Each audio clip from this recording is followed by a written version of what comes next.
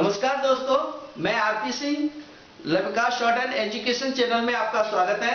दोस्तों, जैसा कि मैंने अपने पिछले वीडियो में बताया था कि हिंदी आश्लिप की व्यंजन रेखाएं हमें कैसे प्राप्त होती हैं और जिसको मैंने एक ज्यामितीय प्रारूपों के माध्यम से सर्कल के द्वारा आपको टोटल यानी कि 33 व्यंजन रेखाएं जो आश्लिप में होती हैं उनका मैंने आपको अध्ययन कराया था। और अब हम आपको पढ़ाने जा रहे हैं कि जो हमारी व्यंजन रेखाएं हैं आश्लिपि में वो कितने प्रकार से लिखी जाती हैं। तो देखिए, सबसे पहले समतल व्यंजन रेखा, यानी कि हमारी कुछ व्यंजन रेखाएं जो है ना आश्लिपि में समतल होती हैं यानी कि हॉरिजॉन्टल होती हैं। तो कौन कौन सी व्यंजन रेखाएं हैं जो आश्लिपि में हॉरिजॉन्टल स्ट्रोक्स कहलाती हैं या समतल व्यंजन रेखाएं कहलाती हैं। तो देखिए, हमारा का वर्ग में पूरा है का, ख, ग और घ, यानी कि ये का व्यंजन रेखा, खा, ये ग और घ। इसके अलावा हमारा मा भी लाइन पर ही बनता है, म, न, अणा और अंगा।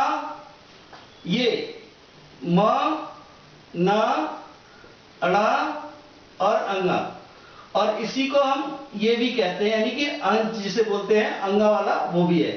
तो ये व्यंजन रेखाएं जो हमारी लाइन पर सीधी लिखी जाती हैं उन्हें हम हॉरिजॉन्टल स्ट्रोक्स या समतल व्यंजन रेखाएं कहते हैं। तो हिंदी में जो हमारी समतल व्यंजन रेखाएं हैं वो इतनी हैं, देख लीजिए यहां से यहां तक, यानी कि का वर्ग पूरा और मा, ना, ढा और अंगा।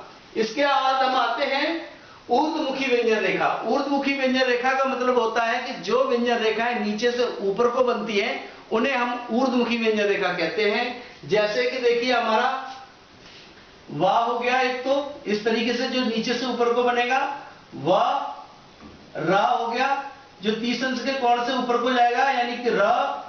इसी तरीके से हमारा ला हो गया जो नीचे से ऊपर को बनेगा ला। और फिर उसके बाद हमारा है हा जो नीचे से ऊपर को जाएगा यानी कि ये हा और या। ये व्यंजन रेखाएं हमारी ऊर्ध्वमुखी व्यंजन रेखाएं हैं जो नीचे से ऊपर को बनती हैं। इन्हें हम कहते हैं ऊर्ध्वमुखी व्यंजन रेखा यानी कि अपवर्ड स्ट्रोक्स। अधोमुखी व्यंजन रेखा का मतलब है जो व्यंजन रेखा ऊपर से नीचे को लिखी जाती हैं, जो व्यंजन रेखा ऊपर से नीचे को लिखी जाती हैं उन्हें हम कहते हैं अधोमुखी व्यंजन यानी कि डाउनवर्ड स्ट्रोक्स। तो जो हमारी रेखाएं अब बची हुई है वो सारी ही हमारी अधोमुखी व्यंजन रेखाएं। जैसे हमारा पा हो गया, बा हो गया, टा हो गया, ता हो गया, था हो गया, और भी है हमारे बहुत सारी व्यंजन रेखाएं। दा हो गया यानी कि ये हमारी ता व्यंजन रेखा है, ये हमारी बा व्यंजन रेखा है, ये टा व्यंजन रेखा है, ये ता व्यंजन रेखा है, ये था है, ये दा है। और जो भी व्यंजन रेखाएं अब नीचे की तरफ बननी है उन्हें हम कहते हैं अधोमुखी व्यंजन रेखा यानी कि डाउनवर्ड स्ट्रोक। तो आपको ये समझ में आया होगा कि जो व्यंजन रेखाएं हिंदी की हम बनाते हैं वो 3 तरीके से हम खींचते हैं। नंबर 1 समतल व्यंजन रेखा, नंबर 2 ऊर्ध्वमुखी यानी कि ऊपर को जाने वाली ऊर्ध्वमुखी व्यंजन रेखा, और नंबर 3 अधोमुखी जिनका ऊपर से नीचे को बनती है उन्हें कहते हैं अधोमुखी। जैसे कि हम यहाँ पे इंडिकेट कर देते हैं, देखिए ये दर को जो 3 का निशान जा रहा है इसका मतलब ये समतल व्यंजन रेखा है, और जो ऊपर से नीचे को यानी कि ऊर्ध्वमुखी का मतलब है नीचे से ऊपर। कहने का मतलब ये जो व्यंजन रेखाएं नीचे से ऊपर को बन रही है उन्हें हम ऊर्ध्वमुखी व्यंजन रेखा कहते हैं, और जो व्यंजन रेखाएं ऊपर से नीचे को बन रही है इस तरीके से उन्हें हम कहते हैं अधोमुखी व्यंजन रेखाएं। अब देखिए, ये चीज आपको समझ में आई होगी।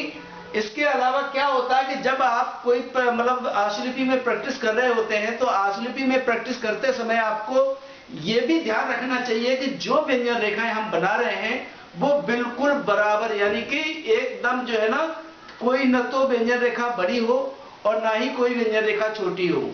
व्यंजन रेखा की जो माप है वो बराबर होनी चाहिए।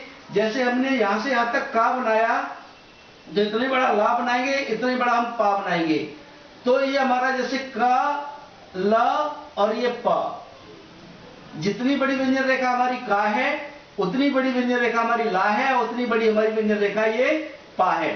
बराबर की व्यंजन रेखाओं का हमें अभ्यास करना चाहिए। और हमें किस तरीके से प्रैक्टिस करनी चाहिए, देखिए आप आइए, ये जो आश्लिपि में प्रैक्टिस कैसे करें, यानी कि आप जब आश्लिपि लिखें तो उसमें आप प्रैक्टिस कैसे करें। तो उसके लिए सबसे पहले आपके पास इस तरह से पेंसिल होनी चाहिए। देखिए, पूरा पेंसिल का पैकेट हम दिखा रहे हैं, इसके अंदर 10 पेंसिल आती हैं, और इन पूरा पैकेट ले लीजिए।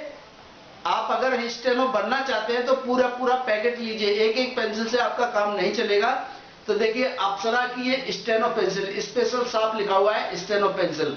इससे क्या होता है कि हर डार्क व्यंजन रेखा यानी कि जो गाढ़ी व्यंजन रेखा हम बनाते हैं तो जरा सा प्रेस करने पर वह डार्क बन जाती है और जरा सा उसे हल्का छोड़ने पर वह लाइट बन जाती है, जिससे हमें अंतर स्पष्ट आ जाता है कि कौन सी व्यंजन रेखा हमारी डार्क है और कौन सी व्यंजन रेखा हमारी लाइट है।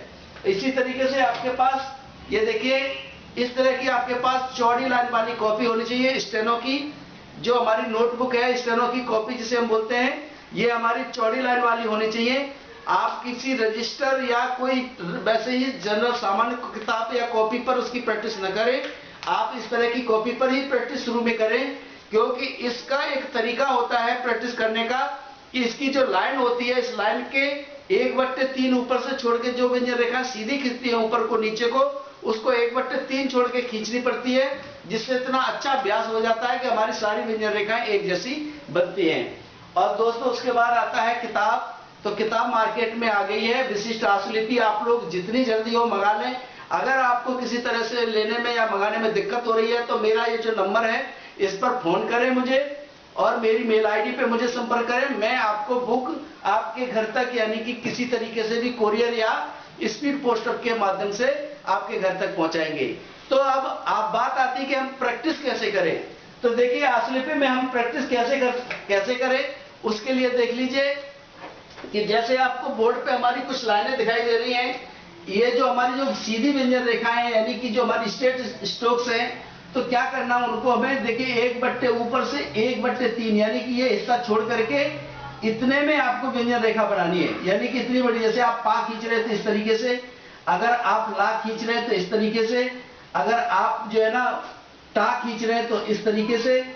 अब देखिए ये जितनी बड़ी व्यंजन रेखा है उतनी बड़ी ये व्यंजन रेखा, उतनी बड़ी, चाहे भले ही कर्व है लेकिन व्यंजन रेखाओं की माप एक जैसी होनी चाहिए। और जब आप शुरू में अगर प्रैक्टिस कर रहे हैं तो उस समय आपको यह विशेष ध्यान देना चाहिए कि जल्दबाजी बिल्कुल नहीं करनी है, बड़े आराम से व्यंजन रेखा खींचनी है।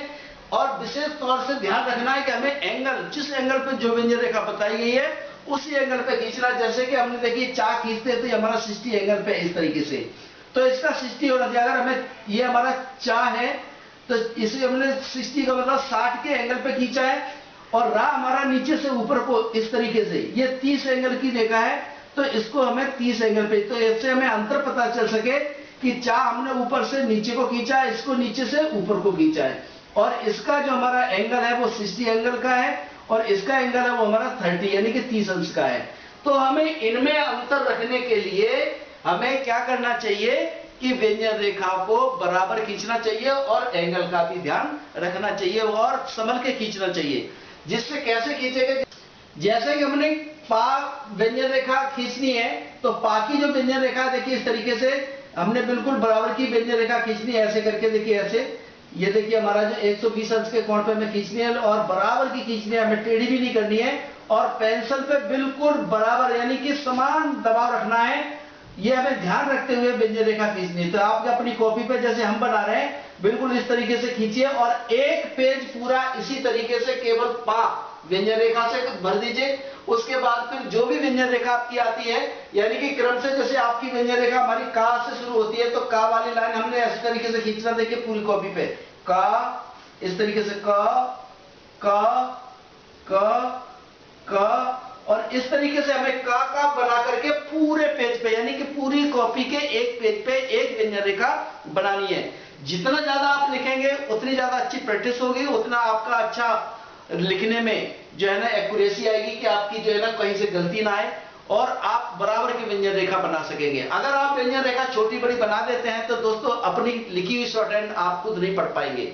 इसलिए व्यंजन रेखाओं का इतना अच्छा अभ्यास करें कि कोई भी व्यंजन रेखा बनाए हमारी बराबर की व्यंजन रेखा बने। जैसे हमने चा खींचा, ठीक है, मां खींचा, ला खींचा, या कोई भी व्यंजन रेखा हमने दा खींचा या सा खींचा, कोई भी व्यंजन रेखा खींचे, देखिए सब व्यंजन रेखाएं लगभग बराबर की होनी चाहिए, जिससे कि हम जब व्यंजन रेखाओं को मिलाएंगे तो मिलाते समय हमें एक एक व्यंजन रेखा अलग से दिखाई दे। तो ये वीडियो हम यहीं पर समाप्त करते हैं और जल्दी से मिलते हैं हम अपनी अगली वाली वीडियो में। तब तक के लिए नमस्कार, धन्यवाद।